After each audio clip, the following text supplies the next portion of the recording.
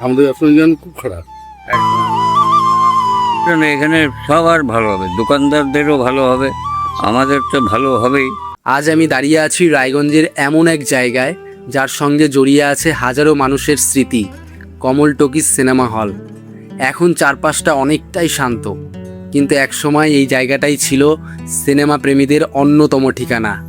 নতুন সিনেমা মুক্তি পেলেই ভিড় জমতো, ছোট বড় সবার।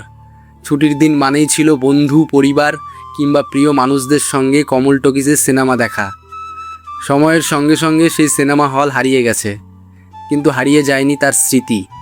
কারোর শৈশব, কারোর প্রথম সিনেমা, কারোর বন্ধুদের সঙ্গে কাটানো অসংখ্য সুন্দর মুহূর্ত, সব মিলিয়ে কমল টকিজ শুধু একটা সিনেমা হল ছিল না, এটি ছিল রায়গঞ্জের মানুষের আবেগের একটি অংশ। আজ এখানে এসে আশপাশের কয়েকজন দোকানদার ও স্থানীয় মানুষদের সঙ্গে কথা বললাম।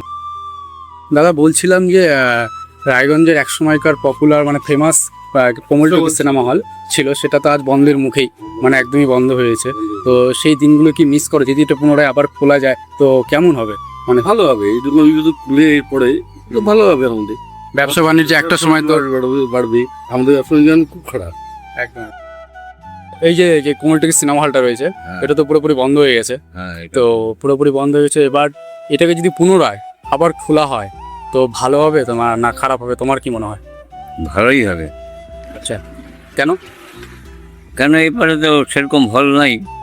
একদম, একটা সময় তো এখানে প্রচুর মানুষ মানুষ জমায়েত ছিল, মানে সিনেমা মানে- মানুষরা আসতো। হ্যাঁ, আজ সমস্ত কিছু বন্ধ, একটা লোকও নাই।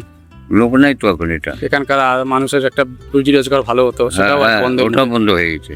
তো তোমার কি মনে হয় যে এটা খুললে ভালো হবে নাকি? খুললে আমার জন্য এখানে সবার ভালো হবে, দোকানদারদেরও ভালো হবে, আমাদের তো ভালো হবেই।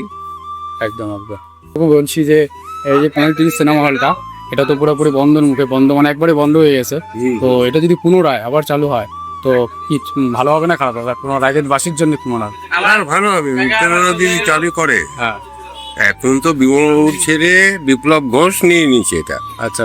কারণ বিপ্লব ঘোষ যদি মনে করে যে আমি চালাবো তো চালাতে পারে, আর না তো তাদের কথা শুনে একটা বিষয় স্পষ্টভাবে বুঝতে পারলাম, আজও তারা কমল টকিজকে খুব মিস করেন।